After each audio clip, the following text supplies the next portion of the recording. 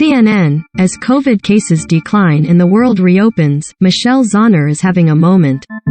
Her indie rock band, Japanese Breakfast, has been nominated for 2 Grammys, Best New Artist and Best Alternative Music Album for last year's Jubilee. Her bestselling 2021 memoir, Crying in H-Mart, is being turned into a film, and she's writing the screenplay. She composed the music for an award-winning video game, Sable, that came out last year. She was a keynote speaker earlier this month at South by Southwest. And her band is scheduled to perform this spring at major festivals, including Coachella and Bonnaroo, along with a bunch of other dates across the US and Europe. It's a full plate for the biracial, New York-based musician, who just turned 33 on Tuesday. So when Zauner isn't writing about her life or making dreamy, atmospheric music, she turns to another creative hobby: cooking. She likes to rustle up meals that connect her to her late mother and their shared Korean identity. I love the creativity of putting together a meal and putting a lot of care into it. It's still a very therapeutic part of my life, says Zauner, whose book chronicles her struggle with grief after the loss in 2014 of her mother to cancer and how she found solace in the Korean foods they enjoyed together. CNN talked to Zauner as she prepared to attend the Grammy Awards on Sunday. Her answers have been edited for length and clarity. Michelle Zauner began playing the piano when she was 5 years old and the guitar as a teenager. Your band's called Japanese Breakfast. What's the story behind the name? It's a really awful story. I used to be in a band called Little Big League, and this was before my mom got sick or I started writing about my Korean American upbringing. I wanted a side project where I just kind of recorded demos and put them up online. I saw a photo of a Japanese breakfast set, and I was like, what a soothing idea, not thinking I would eventually write a book about Korean food, or that people would mistake me for being Japanese. It was just this on a whim thing that grew into something I had no idea it would grow into. How does it feel to be a Grammy nominee? Is this your first ceremony? Yes, and I am so excited. Every single day, I say it out loud to myself. Like if I am struggling to learn a song or if I am not playing a scale fast enough, I am like, oh, you're nominated for 2 Grammys, so that's okay. Or if someone cuts me in line, I am like, it's okay, you're nominated. This is one of those things that you get to hold dear to you. Who are you most excited about meeting at the Grammys? I would love to meet Rihanna and Ariana Grande. I wouldn't even want to talk to these people. Like if I saw Frank Ocean, I would just crumble. There are a lot of musical heroes that I am really looking forward to quietly gushing over. How did you get started in music and when did you realize you wanted it to be your career? I started playing piano when I was 5 years old, like a lot of children of immigrants that are forced into that kind of thing at a young age. I hated playing the piano. I hated structure. I was not really interested in it until much later. I learned how to play the guitar when I was 16 and I started writing songs pretty much as soon as I learned, and just fell in love with it slowly. Not just the creative element but even the business side. I loved advertising my band. I loved playing shows. I loved booking shows. I love all of the stuff that goes into building a band, and I just felt so at home. Has your immigrant experience informed your music? Definitely. My mom did not want me to pursue this path. She was concerned about the financial difficulties I would encounter. And also just the emotional difficulties of living that type of lifestyle. She was very worried about me, and she did everything that she could to kind of try to protect me from this thing that she felt would probably not end well for me. And so my whole life, she was always like, you can do this on the side, but just always have something to fall back on. And no matter what I did, I always kept up with music.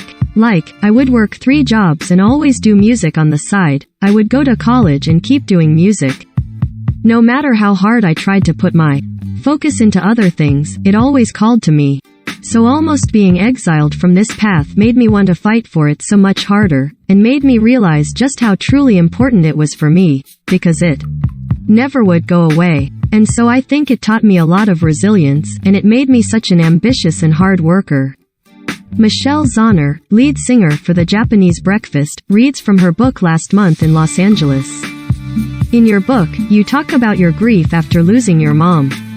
Why was it important to share such a raw and personal story? It just felt so emotionally necessary. From a young age, I used music and narrative as a way of exploring parts of the world and myself that were confusing to me. It felt natural that I would use music again to explore this very difficult time in my life and this tremendous loss. I wrote 2 albums about that experience. With Japanese Breakfast, and it still felt like there was so much more to say. What kind of feedback have you gotten from Korean Americans who've read the book? I was the most concerned about the Korean American community and what their opinion of the book would be. I think there are shared parts of our culture, but you're never really sure, especially as someone who's mixed race. Like, what is a Korean thing and what is just an individual way that your mom raised? I was definitely very worried about my mom coming across as this, like, stereotypical tiger mom. And I guess the only way that I felt comfortable was deciding that if I was being true and raw and honest and showed her in all of her faults and all of her wonderful features, that it wouldn't be a stereotype. Because she would be a fully formed person. But yeah, the response has been tremendous. I mean, not just from the Korean American community, but from so many different people with immigrant parents. I think it really has a universal quality. It's a story about mothers and daughters. It's a story about loss, it's a story about illness, and it's a story about food and memory. Your mom sounds like such a complicated person. What do you think she'd say if she read your book? I think that everyone would be a little bit surprised to find out how people see them. And of course, I see her in a very specific way. I am sure there would be parts of it that would be irritating for her. But I would always think that if another girl wrote this book about their mom and my mom read it, she would see to me in a charming way, I hope that when I die, you love me that much to write something like that for me. So I think that she would be deeply moved by it, because I think in a lot of ways, even though I don't think my mom would ever call herself an artist, she had a real creative spirit, and she was very moved by the mundane, by the human experience and our relationships with people. And I think that in a lot of ways, I get that sensibility from her. She had a great sense of how people interact with one another and how they feel and what goes into their personhood. And I think that she would really value that in this writing. Now that your book is being turned into a film, what's your role in the project? I just finished the first draft of the screenplay and we are slowly beginning the process of working on the movie.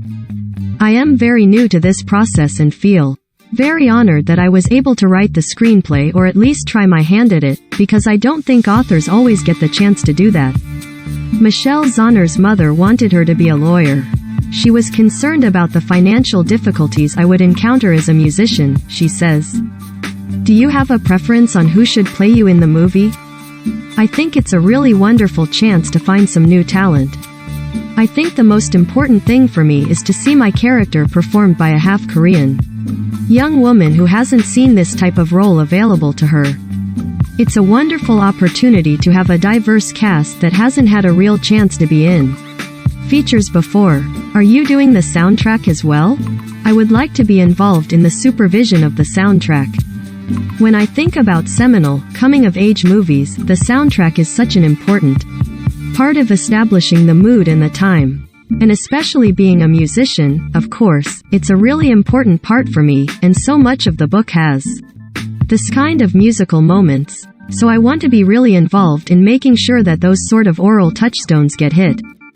Korean entertainment is becoming more popular in the US. Why do you think that is?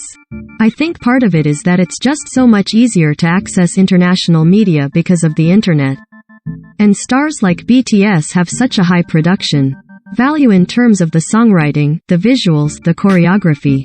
So many people put work into making their projects incredibly universally engaging.